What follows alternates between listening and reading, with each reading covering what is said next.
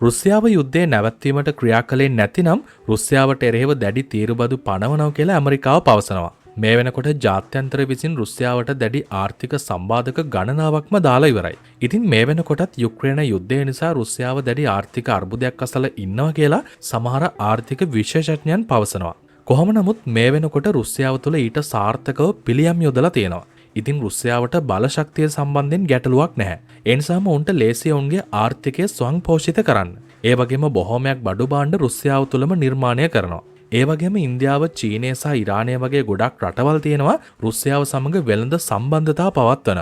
මේ නිසා රුසියානු ආර්ථිකය කඩාගෙන වැටේ කියලා හිතන්න අමාරුයි. ආර්ථික සම්බාධක වලට ඔරොත්තු දෙන විදිහට තමයි රුසියාව හැදිලා තියෙන්නේ. මේ අතර ඩොනල්ඩ් ට්‍රම්ප් යුක්‍රේන ජනාධිපති සෙලෙන්ස්කිට පවසලා තියෙනවා රුසියාව විසින් අල්ලගත්ත සියලුම ප්‍රදේශ පහර දීලා යලිත් වතාවක් නිදහස් කරගන්න කියලා. මේක මෙතෙක් කල ඩොනල්ඩ් ට්‍රම්ප් සිටි ස්ථාවරයේ වෙනස් වීමක් විදිහට හඳුන්වන්න පුළුවන්. මොකද මීට කලින් ඩොනල්ඩ් ට්‍රම්ප් ප්‍රකාශ කළේ රුසියාව යුක්‍රේනයේ අල්ලගත්ත ප්‍රදේශ යුක්‍රේනයට නැවත හිමිවීම ප්‍රායෝගික කාරණාවක් නොවන බවයි. කොහොම නමුත් මේ පාර ඩොනල්ඩ් ට්‍රම්ප් පවසනවා යුරෝපයට ඇතුළු වන සියලුම ඩ්‍රෝන් යානාවලට වගේම ප්‍රහාරක යානාවලටත් පහර දෙන්න කියලා. ඒ වගේම රුසියාවට පහර දීලා රුසියාව විසින් අල්ලගත්ත භූමි ප්‍රදේශ නැවතත් අල්ලගන්න කියලා කියන්නේ රුසියාව ආර්ථික වශයෙන් දුර්වල වෙන්න යන්නේ කියලා හිතාගෙන. රුසියාව ආර්ථික අර්බුදයක ඉන්න නිසාම ඒ වාසිය යුක්‍රේනය විසින් ලබාගත යුතු බවට ඩොනල්ඩ් ට්‍රම්ප් ප්‍රකාශ කරනවා. කොහොමරි මේකට රුසියාව ප්‍රතිචාර දක්වලා තිබ්බා. එහිදී ඩොනල්ඩ් ට්‍රම්ප් කියලා කියන්නේ ව්‍යාපාරිකයෙක් බවට මතක තබාගත යුතු බවට අවධාරණය කරලා තිබුණා.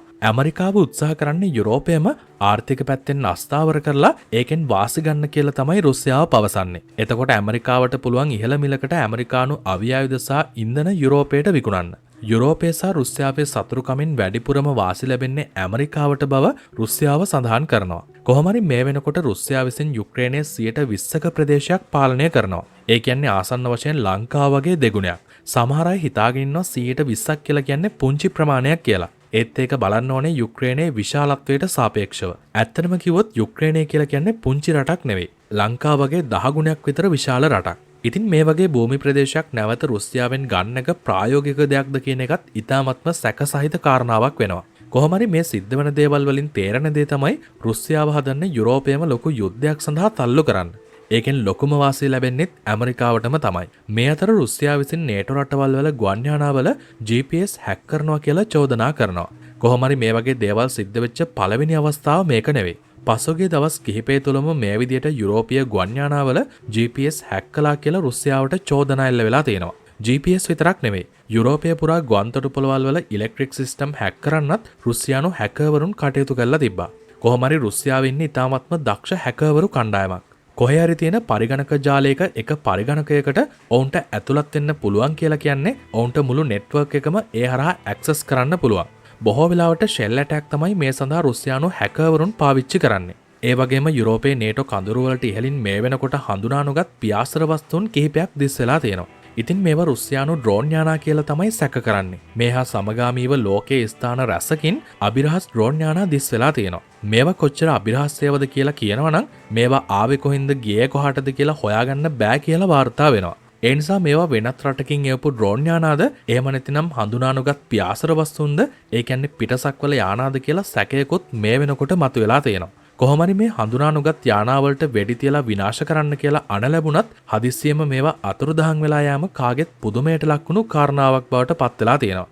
ඉතින් මෙහෙම දෙයක්ත් තියෙනවා. රුසියාව හරි චීනය හරි මොකක් හරි තාක්ෂණික පිම්මක් ඉදිරියට පැනලා මේ වගේ ඩ්‍රෝන් යානා නිර්මාණය කළා වෙන්නත් පුළුවන්. එහෙමත් නැතිනම් මේක ඇවිල්ලා නේටෝවෙම මොකක් හරි වැඩක් වෙන්නත් පුළුවන්. මේ වගේ අභිරහස් ඩ්‍රෝන් යානා යවල බොරු බියක් සමාජය තුළ පතුරවලා යුරෝපීය වැසියන් තුළ යුද මානසිකත්වයක් ඇති කරන මොකක් හරි සැලැස්මක් වෙන්න පුළුවන්. හැබැයි මෙහෙම දෙයක්ත් තියෙනවා. ඒ තමයි රුසියාවේ ඩ්‍රෝන් යානා තාක්ෂණය දියුණු කිරීම සඳහා චීනයේ ඩ්‍රෝන් යානා පිළිබඳ තාක්ෂණික විශේෂඥයන් මේ වෙනකොට රුසියාවට ගිහිල්ලා තියෙනවා. ඒ නිසා මේවා රුසියාවෙම අධිතාක්ෂණික ඩ්‍රෝන් යානා වෙන්නත් පුළුවන්. ඒත් වැඩේ කියන්නේ මේ අභිරහස් යානාවල තිබුණු අභිරහස් හැසිරීම. ආවේ කොහෙන්ද කියලා දන්නෙත් නැහැ. ඒ වගේම ගියේ කොහාටද කියලා දන්නෙත් නැහැ. හරිම අභිරහස් ආකාරයේ යානා වගයක්. ඉතින් සාමාන්‍ය රටක නම් මේක අපිට පොඩ්ඩක් පැත්තකින් තියන්න පුළුවන්. ඒත් හිතන්න නේටෝ රටක මේ වගේ දෙයක් සිද්ධ වෙන්න පුළුවන්ද? මේවා කොහෙන්ද ආවේ කොහාටද ගියේ කියලා නේටෝ තාක්ෂණයට අල්ලගන්න බෑ කියලා කියන්නේ මේවා පිටිපස්සේ ලොකු තාක්ෂණයක් තියෙනවා කියන එක තමයි. ඒ නිසා තමයි මේවා පිටසක්වල යානා වෙන්න පුළුවන් කියලා බොහෝ දෙනෙක් සැක කරන්නේ. මේ අතර ප්‍රංශ ජනාධිපතිවරයා වන එමානුවෙල් මැක්‍රෝන්ට ලොකු අකරතැබ්බියකට මුහුණ දෙන්න සිද්ධ වුණා. ඒ තමයි ඩොනල්ඩ් ට්‍රම්ප්ගේ රථ පෙළපාලියක් නිසා මැක්‍රෝන්ට සමුළුවට සහභාගී වීම සඳහා පයින්ම යාමට සිද්ධ වුණා. ඉතින් මෙතනදී මැක්‍රෝන් දුරකථන ඇමතුමක් ඩොනල්ඩ් ට්‍රම්ප්ට ලබා ගත්තත් ඒ සඳහා ට්‍රම්ප්ගෙන් හොඳ ප්‍රතිචාරයක් ලැබුණේ නැහැ. ඒ නිසා සමුළුවට පැය භාගයක් පමණ පයින් ඇවිදගෙන යාමට එමානුවෙල් මැක්‍රෝන්ට සිද්ධ වෙනවා.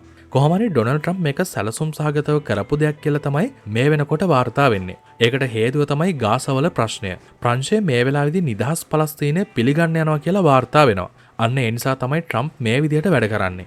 කොහොම හරි ප්‍රංශයේ ජනාධිපතිත් මේකේ රිටර්න් එක ගන්න අමතක කළේ නැහැ.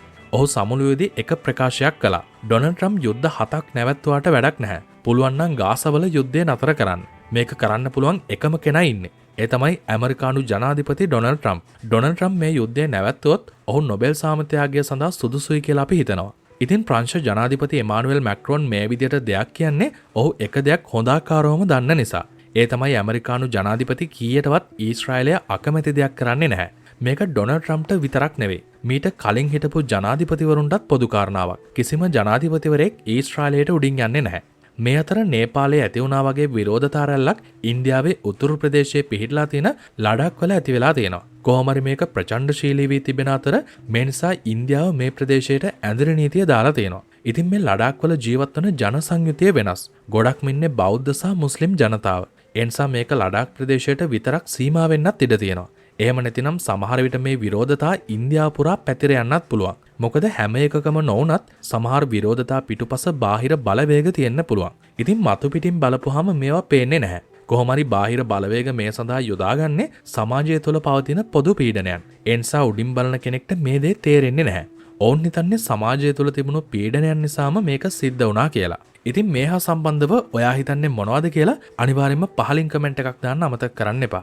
අපි මේ වගේ අලුත්ම වීඩියෝවකින් හම්බෙන බලාපොරොත්තුෙන් අදට සමු අරගෙන යන්නට තමයි සූදානම් වෙන්නේ. ඔයාලා තාමත් අපේ channel එක subscribe කරලා නැත්නම් අනිවාර්යයෙන්ම පහලින් තියෙන රතු පාට බටන් එක ඔබලා subscribe කරන්න. ඒ වගේම පුංචි bell icon එක click කරොත් අපි අලුතෙන් වීඩියෝවක් දාපු ගමන් ඔයාලඟට ගෙන්න ගැනීමේ හැකියාව තියෙනවා. ඉතින් අපි අලුත්ම වීඩියෝවකින් හම්බෙමු. සියලුම දෙනාට සුබ දවසක්.